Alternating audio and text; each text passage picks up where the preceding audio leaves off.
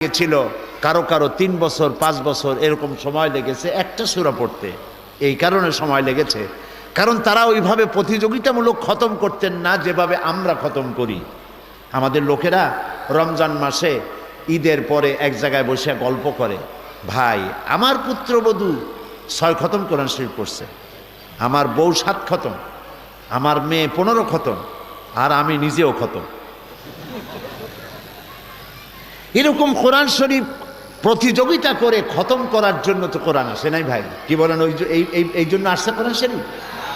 সাহাবাই কেরামদের তো 3 বছর 4 বছর লাগলো সূরা বাকারা পড়তে। কারণ হচ্ছে তারা একটি আয়াত তেলাওয়াত করেছেন, অর্থ এবং ব্যাখ্যা বুঝেছেন, বাস্তব জীবনে তা আমল করেছেন, তারপরে আবার আরেকটি আয়াত পড়েছেন, বুঝেছেন, আমল করেছেন, তারপরে আরেকটি আয়াত